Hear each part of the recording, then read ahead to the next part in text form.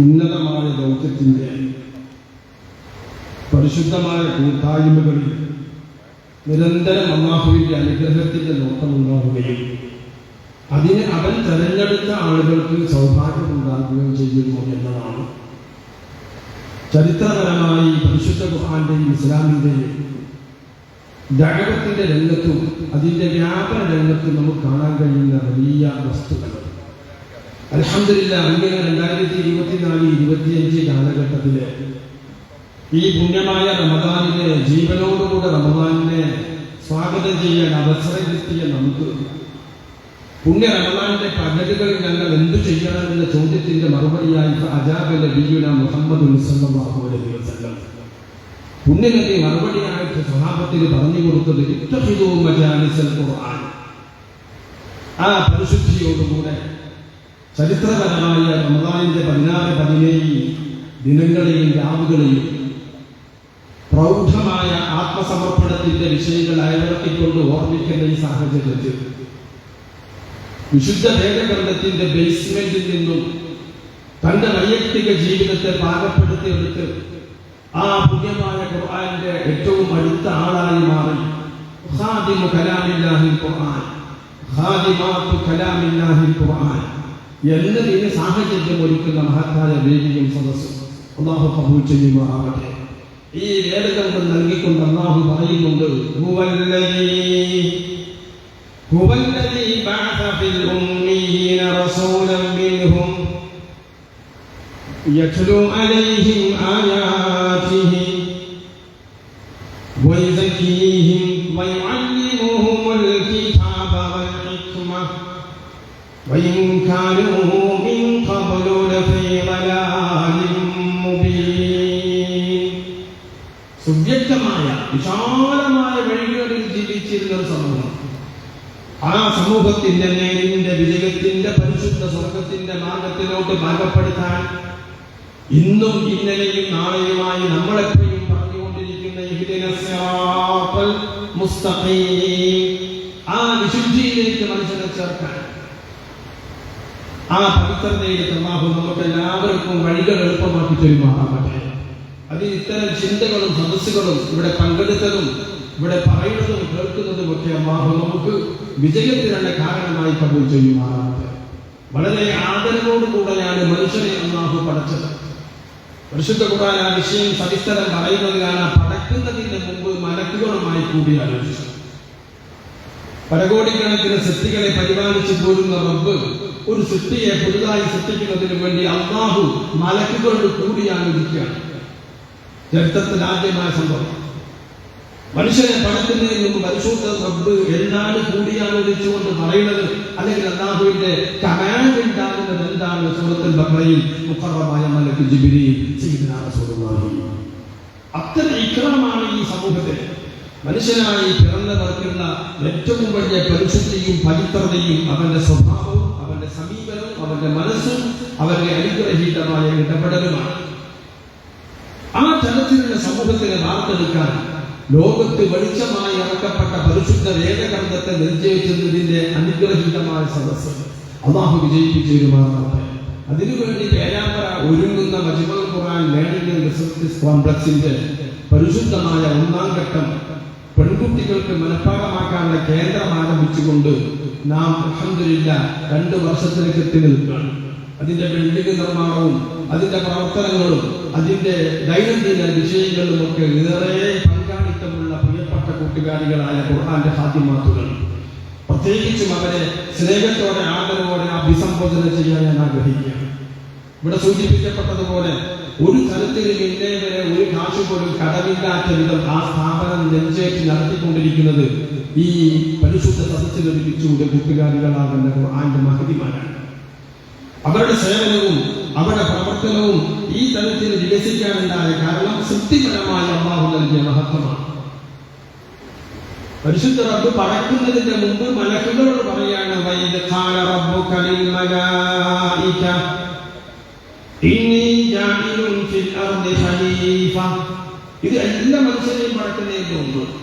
എന്നിട്ട് ആ റബ്ബ് പറഞ്ഞു, ഫലാ തഹ്സബന്നല്ലദീന ഖുതിലൂ ഫീ സബീലില്ലാഹ് അല്ലാഹുവിന്റെ മാർഗത്തിൽ വീരമൃത്യു വരിക്കേണ്ടി വന്ന, ത്യാഗസമർപ്പണം നടത്തി ലോകത്ത് ജീവിതം അവസാനിപ്പിക്കേണ്ടി വന്ന സതീർത്ഥരായ മനുഷ്യന്മാർ, ആ മനുഷ്യന്മാരെ കുറിച്ച് നിങ്ങൾ പറയൽ പോയിട്ട് വിചാരിക്കാൻ പോലും പാടില്ല. ആദരവോടുകൂടെ സൃഷ്ടിച്ച് ലോകത്ത് ജനിച്ച് വളരാൻ അവസരം തന്ന അനുഗ്രഹീത റബ്ബിന്റെ പരിശുദ്ധമായ പ്രതിനിധിയായി ലോകത്ത് ജീവിച്ചിട്ട് അവസാനം ലോകത്ത് ജീവിതം അവസാനിച്ചു, വഫാത്തായിപ്പോയി, മരിച്ചുപോയി. അങ്ങനെ മരിച്ചുപോയ ഒരു പറ്റം ആളുകളെ കൃത്യമായി അഭിസംബോധന ചെയ്തുകൊണ്ട് പരിചയപ്പെടുത്തിക്കൊണ്ട് പരിശുദ്ധ ഖുർആൻ പറയാണ്, ഫലാ തഹ്സബന്നല്ലദീന ഖുതിലൂ ഫീ സബീലില്ലാഹി.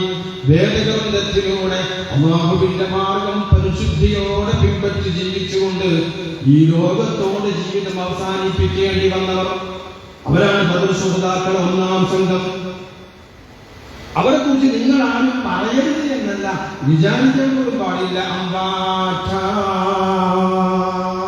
അവരൊക്കെ ലോകത്തോട് മരിച്ചു പിരിഞ്ഞുപോയി, ചതപ്പിടിച്ചു പോയി, തീർന്നുപോയി, കബറിടത്തിലാണ്, കഴിഞ്ഞു കാലം എന്ന് വിചാരിക്കാൻ പോലും പാടില്ല. ഈ മനുഷ്യനൊക്കെ നൽകുന്ന മഹത്വം ഇക്രാമത്ര വലുതാണ്. സൃഷ്ടിക്കുന്നതിന് മുമ്പേ മലക്കുകളോട് കാര്യം പറഞ്ഞു, എന്നിട്ട് പ്രഖ്യാപിച്ചു, ഞാൻ പ്രതിനിധിയായിട്ടാണ് പടക്കാൻ പോകുന്നത്. അങ്ങനെ പ്രതിനിധിയായിട്ട് പടച്ചു. അങ്ങനെ ജീവിച്ചുകൊണ്ടിരിക്കുക ഒരു സംഘത്തെ പറ്റി കൂടാൻ പറയാണ്, ഈ ലോകത്തിൽ നിങ്ങൾ മുമ്പ് ജീവിച്ച് മരിച്ചുപോയ ഈ പ്രതിനിധി എന്ന പദവിയെ കൃത്യമായി അലങ്കരിച്ചു കൊണ്ട് നടന്ന ഉജ്ജ്വലമായ പദവിയിലെത്തിയ ഒരുപാട് ആളുകൾ നിങ്ങൾ മുമ്പേ ലോകത്തോട് ജീവിച്ച് മരിച്ചു പോയിട്ടുണ്ട്. അവരിൽ ഇങ്ങനെ ഒരു സംഘമുണ്ട്. അവരെ കുറിച്ച് നിങ്ങൾ അവരുടെ കഴിഞ്ഞു എന്ന് മനസ്സിലാക്കരുത്. അവർ ജീവിക്കുകയാണ്, അവർ ജീവിച്ചുകൊണ്ടിരിക്കുകയാണ്.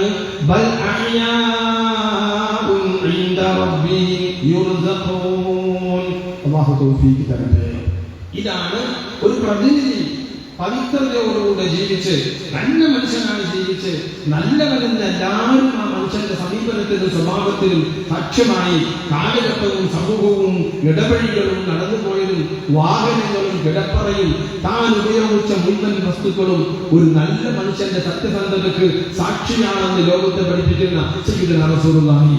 അങ്ങനെ സമൂഹവും നാടും നഗരവും ഇടവഴികളും വീടും വരാന്റെയും എല്ലാം ഈ മനുഷ്യനെ പറ്റി സാക്ഷി പറയുകയാണ്, നല്ല മനുഷ്യനാണ്. അങ്ങനെ ലോകത്തോട് ജീവിച്ച് മരിച്ചു പോകുന്ന ആളുകൾ ജീവിക്കാണ്.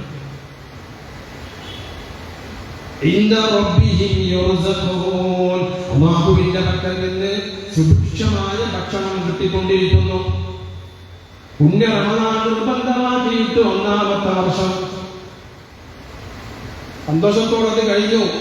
ആ 1-ാമത്തെ വർഷം തന്നെ പരിശുദ്ധമായ പരീക്ഷണം വരികയാണ്. 16-ാം ദിവസത്തിന്റെ നോമ്പ് നോക്കണമോ നോമ്പ് നോക്കണ്ടേ? പുറപ്പെടാൻ പറഞ്ഞതാണ്. അങ്ങനെ പുറപ്പെടാൻ പറയുമ്പോൾ ഉണ്ടാകുന്ന മനസ്ഥിതിയുടെ ഏറ്റുവാങ്ങൽ, അതാണ് അഭിവന്ദനായ ഇത്തിബാഇ എന്ന് നമ്മോട് പറഞ്ഞു വെച്ചത്. ഹബീബ് സയ്യിദുനാ റസൂലുള്ളാഹി ലോകത്ത് ഏറ്റവും കൂടുതൽ ആദരിക്കുന്ന, എല്ലാവരും കാണണമെന്ന് ആഗ്രഹിക്കുന്ന, കണ്ടാലും കൂടി മാറാത്ത പുണ്യ കഅബാലയത്തെ നോക്കി ഒരിക്കൽ പറയേണ്ട, കഅബാലയമേ നീ എത്ര മഹനീയാണ്, നിനക്ക് എത്ര മഹത്വമായ എന്തോ ഒരു സമ്പൂർണമായ വീടാണ്.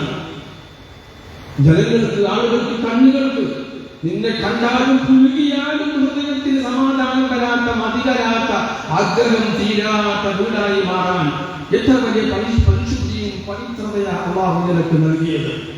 ഇത് കഅബാലയത്തിനോട് പറയുന്നത് പരിശുദ്ധ നബി സയ്യിദുനാ റസൂലുള്ളാഹി സ്വല്ലല്ലാഹു അലൈഹി വസല്ലം. മാ അതിയബകി വ അതിയബരീഹകി, എന്തൊരു മനോഹാരിതയാണ് നിനക്ക്, നിന്റെ സുഗന്ധം എത്ര വലുതാണ്, എത്ര പരിമളമാണ് നിന്നിൽ നിന്ന് ആളുകൾ ആസ്വദിച്ചുകൊണ്ടിരിക്കുന്നത്. പവിത്രതയിലെ ദർജയിലാണ് നീ എത്തിയിരിക്കുന്നത്. അത്രയും ആളുകൾക്ക് കൊതിയാണ്. ഇന്ന് മാത്രമല്ല, അബ്രഹത്തും കൂട്ടരും തകർക്കാൻ വന്ന കഅബാലയത്തിനെ പറ്റി പറയാനുള്ളതും ഇന്ന് ഞാൻ നിങ്ങളും കൊതിച്ച് ഹജ്ജ് ഉംറക്ക് വിസ അപേക്ഷ കൊടുത്ത് വിസ സമ്പാദിച്ച് അല്ലാഹുവിന്റെ പരിശുദ്ധിയെ ആഗ്രഹിച്ച് ചെന്ന് കടക്കുന്ന പരിശുദ്ധ കഅബാലയം അന്നും ഇന്നും എന്തോ ഒരു പവിത്രതയാണ് നിനക്കെന്താ നൽകിയത്.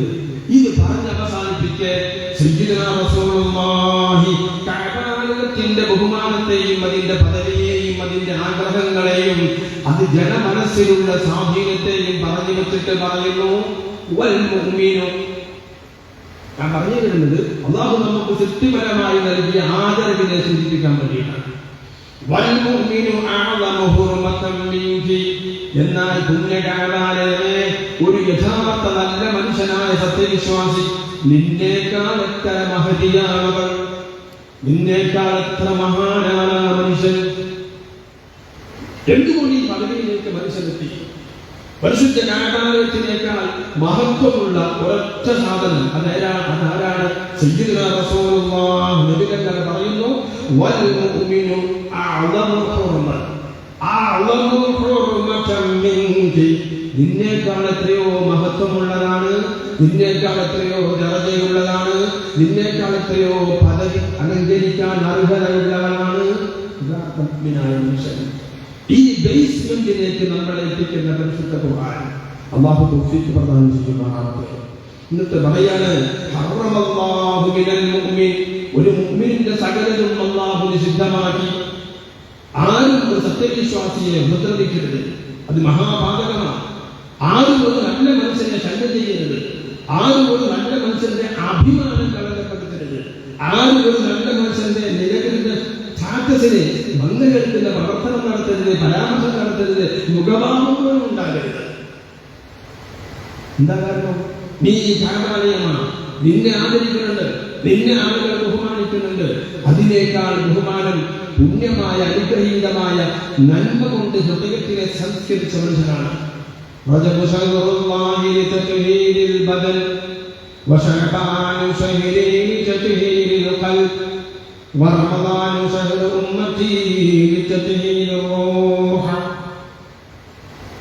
ഫിസിക്കൽ ബോഡിക്ക് സംസ്കരണമാണ്. തന്റെ മനസ്സകത്തിന്റെ മനസ്സാക്ഷിക്കും മനസ്സിലും മെന്റൽ സ്റ്റാറ്റസിന് സംസ്കരണം ഉണ്ടാകണം. തന്റെ ആത്മാവിന് സംസ്കരണം വേണം. നമ്മളൊക്കെ നമ്മുടെ ജീവിതത്തിൽ ഫിസിക്കൽ ബോഡിയെ വല്ലാതെ ശ്രദ്ധിക്കലുണ്ട്. അതിന് ദാഹം വരുമ്പോൾ നമ്മൾ പാനീയം ഉപയോഗിക്കും, അതിന് വിശപ്പുണ്ടാകുമ്പോൾ നമ്മൾ നല്ല സുരക്ഷമായി ഭക്ഷണം കഴിക്കും, അത് പരമാവധി വേദനാക്കാൻ ഉത്സാഹിക്കുന്നു. എന്തു അസുഖങ്ങളോ വേദന ഉണ്ടാകുമ്പോൾ അല്പസമയം നമ്മൾ ക്ഷമിക്കും, പിന്നെ നമുക്ക് അതിന്റെ ആവലാതിയും പ്രയാസവും അതുകൊണ്ട് എന്തോ സംഭവിക്കും, വലിയ അസുഖവും ഈ വേദനനുസരിച്ച് ഉടനെ നമ്മൾ സമീപിക്കും അതിന് രക്ഷയാളുകളെ. അതിന് ശമനമുണ്ടാകാനുള്ള ഔഷധം കഴിക്കും. വേദനറിയോ? ഈ മണ്ണിലോട്ട് പോകുന്ന ശരീരത്തിനെയാണ്. എന്നാൽ ഇത് വേണ്ടെന്നല്ല ഞാൻ പറഞ്ഞുകൊടുക്കുന്നത്. ഇതേ ശ്രദ്ധയും അല്ലെങ്കിൽ ഇതിനേക്കാളേറെ സൂക്ഷ്മതയും ഉണ്ടാകേണ്ടുന്ന മറ്റു രണ്ട് സാധനം ഈ ശരീരത്തിലുണ്ട്. അതറിയാനും പറയാനും ഖുർആനിലേക്ക് തന്നെ അടുക്കണം. അല്ലാഹു നമ്മളെ അനുഗ്രഹിക്കുമാറാവട്ടെ. നേരം പുലരെ 3 വട്ടം സൂറത്തു ശറഹ് ഓതണം. അലം നശ്റഹ് ലക സദ്റക്. അല്ലാഹു തൗഫീഖ് തരട്ടെ. വിഷയത്തിലോട്ട് വരാം. എന്തെല്ലാമാണെന്ന് അറിയാതെ ഒന്ന് നിന്റെ മനസ്സ്, ആ മനസ്സിനെ ശ്രദ്ധിച്ചുകൊണ്ടിരിക്കണം. അവിടെ എന്തോ കളങ്കപ്പെടുന്നുണ്ടോ, അവിടെ എന്തെങ്കിലും തരത്തിൽ മാലിന്യങ്ങൾ കൂടുന്നുണ്ടോ, അതിനകത്ത് ഏതെങ്കിലും വിഷയത്തിലുള്ള പ്രയാസങ്ങൾ ഉണ്ടാകുന്നുണ്ടോ, അതിന്റെ എവിടെയെങ്കിലൊക്കെ മുറിവോ പ്രയാസമോ പഴുപ്പോ വരുന്നുണ്ടോ? ഏതിന്റെ? നിന്റെ മനസ്സകത്തിന്റെ. മനസ്സിനെ ശ്രദ്ധിച്ചുകൊണ്ടിരിക്കണം. അതിൽ മാലിന്യങ്ങൾക്ക് പ്രവേശനം ഉണ്ടാകരുത്. അതിനെ വിപുലീകരിച്ചുകൊണ്ടിരിക്കണം. മനസ്സിനെ സംസ്കരിക്കാൻ നല്ല മനുഷ്യന് സാധിക്കണം. സയ്യിദുനാ റസൂലുള്ളാഹി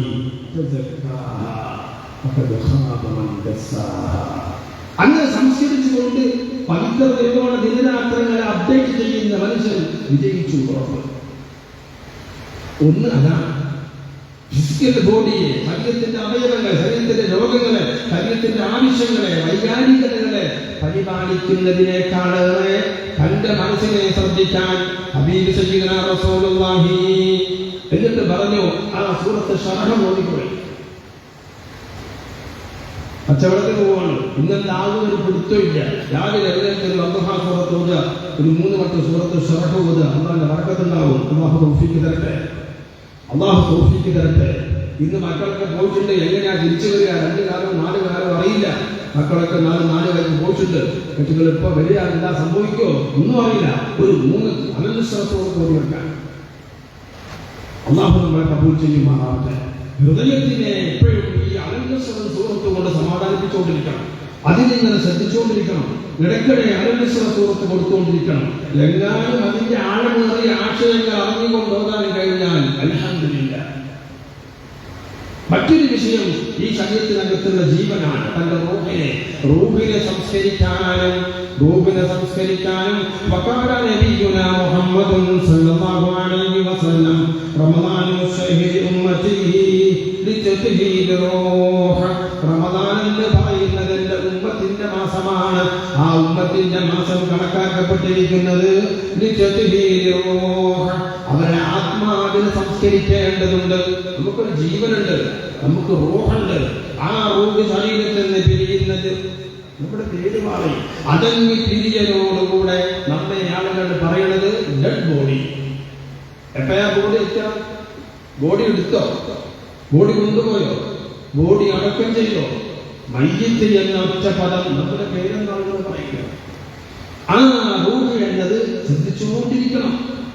ശരീരത്തിനെ പരിപാലിക്കുന്ന മുഅ്മിനീങ്ങളെ, മുഅ്മിനാത്തുകളെ, മനസ്സിനെ ഒന്ന് ശ്രദ്ധിക്കണേ, റൂഹിലേക്ക് ഒന്ന് ശ്രദ്ധയുണ്ടാകണേ. അത് റൂഹിലേക്ക് വേണം സംസ്കരിക്കാൻ. സയ്യിദുനാ റസൂലുള്ളാഹി സ്വല്ലല്ലാഹു അലൈഹി വസല്ലം ലബ്ധങ്ങൾ പറയാണ്, അല്ലാഹുവിന്റെ ഖലീഫയായി ഭൂമിയിൽ വന്ന മനുഷ്യന് സംസ്കരണത്തിന് വേണ്ടി അല്ലാഹു കൊടുത്ത ഏറ്റവും പ്രധാനമായ ആയുധം അത് വെളിച്ചമാണ്. വെളിച്ചം കൊണ്ട് റൂഹിന് ഭക്ഷണം കൊടുത്തുകൊണ്ടിരിക്കണം. റൂഹിനും വേണം ഭക്ഷണം കൊടുക്കാൻ, റൂഹിനും വേണം പാനീയം കൊടുക്കാൻ. റൂഹിനുമുണ്ട് വൈകാരികതകൾ, റൂഹിനുമുണ്ട് അസുഖങ്ങൾ, റൂഹിനുമുണ്ട് വേദനകൾ. അതിനെ പരിശോധിക്കണം, അതിന് ആവശ്യമായ ചികിത്സ നടത്തണം, അതിനെ പരിപാലിക്കപ്പെടണം. വഖാല റസൂലുള്ളാഹി സ്വല്ലല്ലാഹു അലൈഹി വസല്ലം, പുണ്യനബിതങ്ങൾ പറയാണ്, നിങ്ങൾക്ക് ഞാൻ പറഞ്ഞു തരട്ടെയോ, ഹറമൈനൽ മുഅ്മിനി മാലഹു വദമു വഇന്നദുന്ന ബിഹി ലൻ സയ്യിഅ. ഒരു മുഅ്മിനെ, ഒരു നല്ല മനുഷ്യനെ കുറിച്ച് പറയാനുള്ളത്, ആ മനുഷ്യന്റെ രക്തം പവിത്രമാണ്, ആ മനുഷ്യന്റെ സമ്പാദ്യവും വരുമാനവും പവിത്രമാണ്, ആ മനുഷ്യന്റെ അഭിമാനവും പേരും പെരുമയും പവിത്രമാണ്. അവനെ കുറിച്ച് മോശപ്പെട്ടൊരു വിചാരം പോലും നിങ്ങൾക്കാർക്കും അനുവാദമില്ല. അവന്റെ പേഴ്സണാലിറ്റിയാണ്. ഈ തലത്തിൽ ഒരു മനുഷ്യൻ പാകപ്പെടാൻ അല്ലമ ആദമൽ അസ്മാഅ, ആദരവോടെ പഠിച്ചു, മലക്കുകളോട് മുശാവറ ചെയ്തു, മലക്കുകളോട് കൂടി ആലോചിച്ചു, പ്രതിനിധിയാണെന്ന് പേര് പറഞ്ഞു. പ്രതിനിധിയെ എല്ലാവരും ബഹുമാനിക്കണം. പ്രതിനിധിയെ ബഹുമാനിക്കാത്ത ഒറ്റ സൃഷ്ടിയും എന്റെ സൃഷ്ടിയുടെ കൂട്ടത്തിൽ ഉണ്ടാകരുത്. മലക്കുകൾക്ക് പോലും ഈ പ്രതിനിധിയെ കാണുമ്പോൾ ബഹുമാനിക്കാനുള്ള ഒരു വല്ലാത്ത ബഹുമാനാദരവിന്റെ ടെൻഡൻസി വരണം. അതിന് പാകതയുള്ള ഒരു സംഗതി ഈ പ്രതിനിധിക്ക് നൽകണം. നല്ലോണം ശ്രദ്ധിക്കണം. പരിശുദ്ധ ഖുർആനിലൂടെ അല്ലാഹു പറയുകയാണ്, പ്രതിനിധിയായിട്ടാണ് മനുഷ്യനെ പടച്ചത്. മനുഷ്യനെ പ്രതിനിധിയായിട്ട് പടച്ചിട്ട് ഈ പ്രതിനിധിയാണ് ഈ ദൈവത്തിന് പകരം, അല്ലാഹുവിന് പകരം രാജ്യം ഭരിക്കുന്നത്. തക്കാട് പ്രദേശത്ത്, പേരാമ്പ്ര പ്രദേശത്ത്, എന്റെ പ്രിയപ്പെട്ടവരെ, എന്റെയും നിങ്ങളെ ഫാമിലിയിലെ, വീട്ടിലെ, കുടുംബത്തിലെ, അടുക്കളയിലെ, മണിയറയിലെ, തന്റെ വീട്ടുമുറ്റത്ത്, തന്റെ കൂട്ടുകുടുംബത്തിൽ, തന്റെ അയൽപക്കത്ത് നന്മയുടെ, നേരിന്റെ, സത്യത്തിന്റെ, ധർമ്മത്തിന്റെ പവിത്രത നിലനിർത്താൻ ചുമതലപ്പെടുത്തിയ പ്രതിനിധിയാണിത്. ഈ പ്രതിനിധിയെ എല്ലാവരും ബഹുമാനിക്കണം. എന്റെ പ്രിയപ്പെട്ട കൂട്ടുകാരി, ഇന്ന് മുറ്റമടിച്ച് വാഴിയപ്പോ ആ മുറ്റത്തിന്റെ മണത്തരികൾ നിനക്ക് വേണ്ടി ദുആ ചെയ്തിട്ടുണ്ടെന്ന് സയ്യിദുനാ റസൂലുള്ളാഹി. നീ ചില്ലറക്കാരിയല്ല, നീ പ്രതിനിധിയാണ്. പ്രതിനിധി വൃത്തി എന്ന അനുഗ്രഹം ചെയ്തു വെച്ചതാ, അവളെ പരിസരം വൃത്തിയാക്കിയതാണ്. അന്നദാഫതു നിസ്ഫുൽ ഈമാൻ, വൃത്തിയാക്കുക എന്നത് ഈമാന്റെ പകുതി ഭാഗമാണ്. മുഅ്മിനിന്റെ പകുതി ഭാഗം സംസ്കരണമാ, വൃത്തിയാണ്.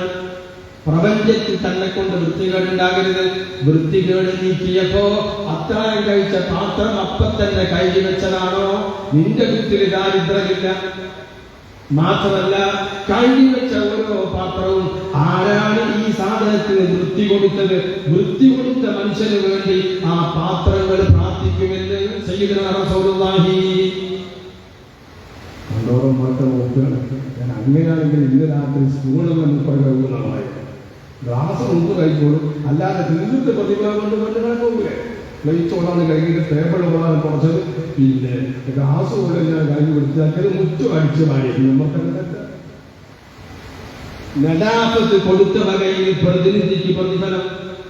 പ്രതിനിധിയായിട്ട് ഈ ലോകത്ത് ജീവിക്കുന്ന മനുഷ്യൻ ആലോചിക്കാൻ ഒരു സിമ്പിൾ ഉദാഹരണം പറഞ്ഞത് മാത്രം.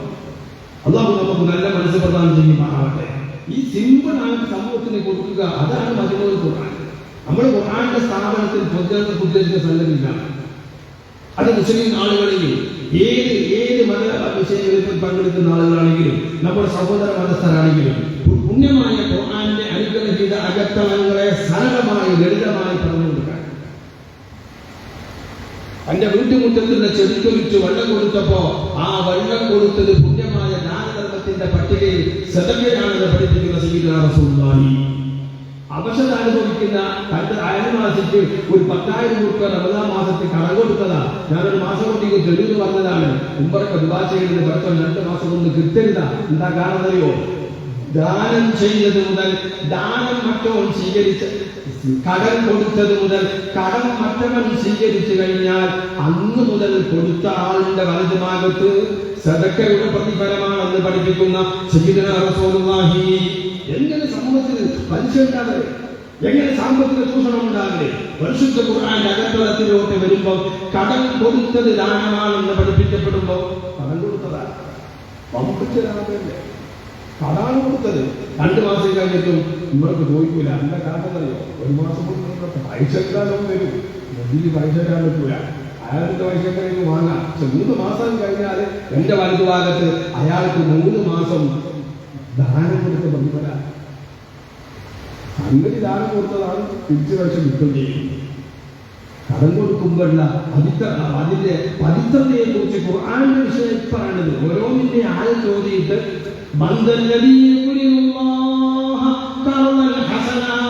അള്ള കടം ചോദിക്കുന്നുണ്ട്. അൽബക്കറയില് നമ്മളോട് പരസ്പരം കടം കൊടുക്കാൻ മാത്രമല്ല പറയുന്നത്.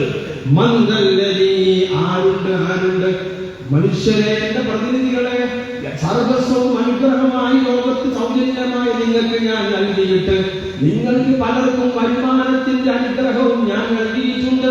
അല്പം എനിക്ക് തന്നെ തിരിച്ചു തരുമോ? ഇത് ഖുർആനിൽ ചോദ്യം. അള്ളാഹ് കടം കൊടുക്കുന്ന ചോദ്യം. ഇവിടെ മനുഷ്യന്മാർക്ക് കൊടുത്താൽ ഒരു ദാനധർമ്മത്തിന്റെ കൂലിയാണ്. അള്ളാഹ് കൊടുത്താൽ എന്താ ഉള്ളത് എന്ന് പറയട്ടെ. ഖുർആൻ തന്നെ പറയട്ടെ. പ്രിയപ്പെട്ട കൂട്ടുകാരികളെ, സ്വർണ്ണാഭരണം വന്നിട്ടുണ്ട്, 10 സ്ക്വയർ ഫീറ്റിന്റെ കാശ് റെഡിയായിട്ട് വന്നിട്ടുണ്ട്. ഇതൊക്കെ ദാനധർമ്മമാണ്, അള്ളാഹു കടം ചോദിച്ചതാണ്. ജീവിതത്തിൽ ഒരു പക്ഷേ പരിശുദ്ധ ഖുർആന്റെ ഒരു വീട് നമ്മൾ ആരും ഇതുവരെ സഹായിച്ചിട്ടുണ്ടാവില്ല. കൂട്ടിപ്പോയിട്ട് ആരും ചോദിക്കാൻ മതി. നമ്മൾ പണിയെടുത്തിട്ടുണ്ട്, നമ്മൾ മദർസ എടുത്തിട്ടുണ്ട്. എന്നാലും ഖുർആന് കൊണ്ട് വീട് വേറെ പറ്റില്ല. ഖുർആന്റെ ഉദാഹരണം എടുത്തിട്ടുണ്ട്. കലാമുല്ലാഹിൽ ഖുർആൻ, ബൈത്തു കലാമില്ലാഹിൽ ഖുർആൻ. അല്ലാഹുവിന്റെ ഖുർആനിന് വേണ്ടി ഒരു വീട് പണിയുന്നുണ്ട് കക്കാടെന്ന് കേട്ടപ്പോ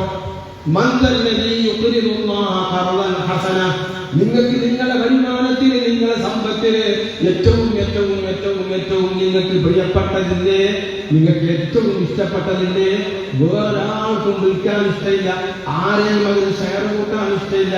ഏറ്റവും വരുമാനം വരുന്ന തോട്ടമാണത്, ഏറ്റവും വരുമാനം വരുന്ന ബിൽഡിംഗ് ആണത്, ഏറ്റവും വരുമാനം വരുന്ന കച്ചവടമാണത്, എനിക്ക് ഏറ്റവും ഇഷ്ടപ്പെട്ട ആഭരണമാണത്. അങ്ങനെ പലതും ഉണ്ടാവരുണ്ട്. അങ്ങനെ ഏറ്റവും എന്ന് പറയാൻ പറ്റുന്നത് തൽക്കാലം എനിക്ക് കടം തരുമോ? വല്ലാത്ത ചോദ്യമാണ്. എന്തെങ്കിലും കടം തരുമോ നല്ല ചോദിക്കുന്നതാണ്. ഇത് ഖുർആനിലെ ആട്ടകാരിയുണ്ട്. പഠിച്ചത് ആദരവോടെ തന്ന പദവി പ്രതിനിധി എന്ന പദവി. ഈ പദവി തന്നിട്ട് എല്ലാവരും നിന്നെ ബഹുമാനിക്കണം.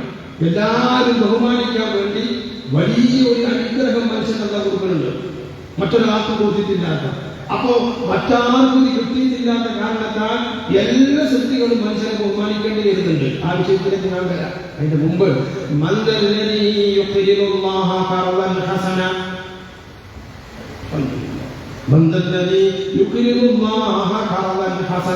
അല്ലാഹുവിന് കടം കൊടുക്കാൻ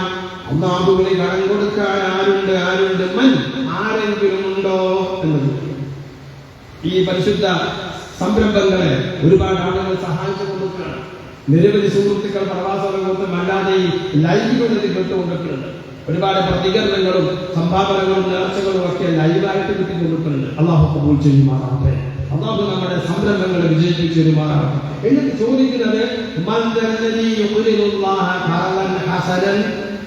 എത്ര പകരം തന്നെ ഞാൻ കണ്ടത് കൊടുക്കാതെ ഞാൻ കൊടുക്കും. അത് അത്ര തന്നെ കൊടുക്കുള്ളൂ, കൂടുതലൊന്നും കൊടുക്കുക. അള്ള പറയുന്നത് ഓഫർ എത്രയാണെന്ന് അറിയുമോ? അള്ളാഹു തിരിച്ചു തരും എന്ന് പറയുന്നുണ്ട്. കടം കൊടുത്താൽ തിരിച്ചു തരും.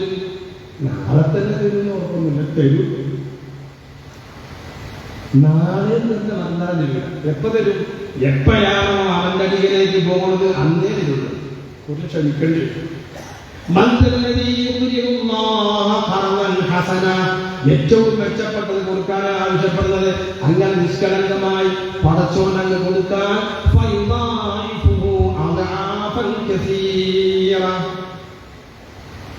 ആ മനുഷ്യനെ തന്നതിനേക്കാൾ ഇരട്ടി ഇരട്ടി ഇരട്ടി ഇരട്ടി അതാൽ ഇരട്ടി, എത്രയോ ഇരട്ടി. പിന്നെ പറയാൻ കസീറൻ, ധാരാളം ഇരട്ടി. ഈ ആയത്തിനെ വിശദീകരിക്കുമ്പോൾ 5 ഇരട്ടിയോ 10 ഇരട്ടിയോ 100 ഇരട്ടിയോ പറയാൻ ഞാൻ അർഹതല്ല. എത്ര ഇരട്ടി പറയാനാവില്ല. അള്ളാഹു പറയുന്നത് ധാരാളം ഇരട്ടി പകരുന്നുണ്ട്. തന്റെ സഹജീവികളായ മനുഷ്യർക്ക് പരസ്പരം കടം കൊടുത്താൽ പോലും അതൊരു പുണ്യകർമ്മമാണ്, ദാനധർമ്മമാണ്. എനിക്ക് അള്ളാഹുവിനെ കടം കൊടുത്താൽ അത് നിന്റെ ഏറ്റവും സുപ്രധാനമായ ഡിപ്പോസിറ്റാണ്. ആ ഡിപ്പോസിറ്റ് ചെയ്ത അന്ന് മുതൽ അതിങ്ങനെ അത്ഭുതകരമായി ഏറിക്കൊണ്ടിരിക്കും. എന്നിട്ട് ഒന്നായിട്ട് നീ അങ്ങോട്ട് ചെല്ലുമ്പോഴേക്ക് ഈ സമ്പത്ത് മുഴുവൻ നിനക്ക് തിരിച്ചു തരും. പരിശുദ്ധ പ്രഖ്യാപനം മുഖമായ അതിനെന്ത് വേണം? ആദരവിനെ കുറിച്ച് ഓർമ്മിക്കണം. കഅബാലയത്തിൽ നോക്കിയിട്ട് നിന്നേക്കാൾ എത്ര ആദരണീയനാണ് സത്യവിശ്വാസിയായ ഒരു നല്ല മനുഷ്യൻ എന്നീ ലോകത്ത് പറയുന്ന ലോകത്തിന്റെ കാരുണ്യ നേതാവ് മുഹമ്മദുർ റസൂലുള്ളാഹ്. അതാണ് റസൂൽ പറയാണ്, അല്ലാഹു മറ്റെല്ലാ സൃഷ്ടികളിൽ നിന്നും മനുഷ്യനാകുന്ന പ്രതിനിധിക്ക് ആദരവ് കിട്ടണം. ആദരവ് കിട്ടാൻ, മനുഷ്യനായ പ്രതിനിധിക്ക് ബഹുമാനം കിട്ടാൻ സ്വമേധയാ കിട്ടണം. മലക്ക് ഈ മനുഷ്യനെ കാണുമ്പോൾ ബഹുമാനിക്കണം. സ്വർഗം ഈ മനുഷ്യനെ കാണുമ്പോൾ സ്വർഗത്തിന് ഈ മനുഷ്യനോട് ബഹുമാനം തോന്നണം. ആ രീതിയിൽ അള്ള സൃഷ്ടിച്ച എല്ലാ സൃഷ്ടികൾക്കും ഈ പ്രതിനിധിയായ മനുഷ്യനെ കാണുമ്പോൾ വല്ലാത്ത ബഹുമാനം ഉണ്ടാക്കണം. അങ്ങനെ ബഹുമാനിക്കുന്ന ഒരു സംഗതി നിർമ്മിച്ചു കൊടുക്കണം. നിങ്ങൾ പറയും ആ രീതിയിൽ എല്ലാ സൃഷ്ടികളും ബഹുമാനിക്കത്തക്ക തരത്തിലുള്ള ഏറ്റവും വിലപിടിപ്പുള്ള എന്തോ ഒരു അനുഗ്രഹം മനുഷ്യൻ അല്ലാഹു കൊടുത്തിട്ടുണ്ട്.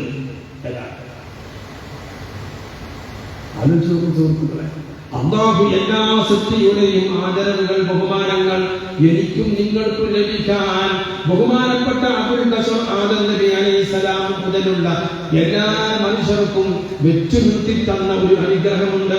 വഅല്ലമ ആദമൽ അസ്മാ. ആദം നബി അലൈഹിസ്സലാമിന് അല്ലാഹു ഇൽമു കൊടുത്തു. അത് ഇൽമെന്ന അനുഗ്രഹമാണെന്ന് ലോകത്തിന്റെ നേതാവ് സയ്യിദുനാ റസൂലുള്ളാഹി കൊടുത്തു. അതിനിടയിൽ ഞാൻ നേരത്തെ സൂചിപ്പിച്ചതെന്ന് മറന്നുപോകരുത്, അലം നശ്റഹ് സൂറത്ത് മറക്കാതെ മനസ്സിന്റെ ഒരു ചികിത്സയായി പോയിക്കൊണ്ടിരിക്കണം. അതൊരു ഔഷധമാണ്. അതിങ്ങനെ ഒരിക്കലും അന്ന് രാവിലെ ഒരു മുന്നോട്ട് ഓടിക്കണം. അല്ലാഹു കബൂൽ ചെയ്യുമാറാകട്ടെ. ശരീരത്തിനെ ശ്രദ്ധിക്കുന്നത് പോലെ മനസ്സിനെ ശ്രദ്ധിക്കണം, റൂഹിനെ ശ്രദ്ധിക്കണം. റൂഹിന്റെ അടുത്തേക്ക് നമുക്ക് എത്താം. കാരുണ്യമുള്ള റബ്ബ് പ്രതിനിധിയായി ഈ ലോകത്ത് അവസരം നൽകിയ കോടാനുകോടി ജീവികളിൽ നിന്ന് ബഹുമാനം കിട്ടാൻ അല്ലാഹു നൽകിയ അനുഗ്രഹമാണ് ഇൽമ്.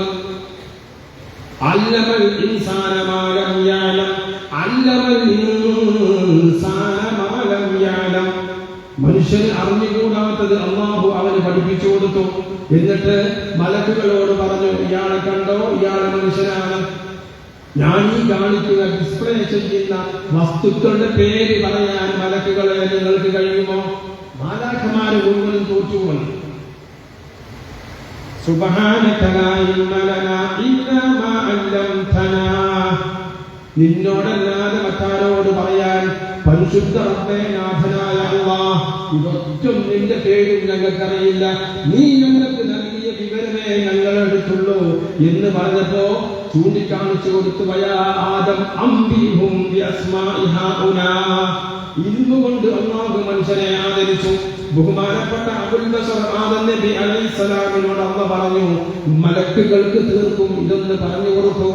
അങ്ങനെ ഓരോ വിഷയത്തിന്റെയും ഓരോ വസ്തുക്കളുടെയും പേരുകൾ സ്വർഗലോകത്തിൽ മാലാഖമാർക്ക് മുഴുവനും പഠിപ്പിച്ചു കൊടുക്കാനുള്ള അവസരം ആദ്യ മനുഷ്യനായ ബഹുമാനപ്പെട്ട അബുൽ ബശർ ആദം നബി അലൈഹിസ്സലാം എന്ന പ്രവാചകനുണ്ടായി.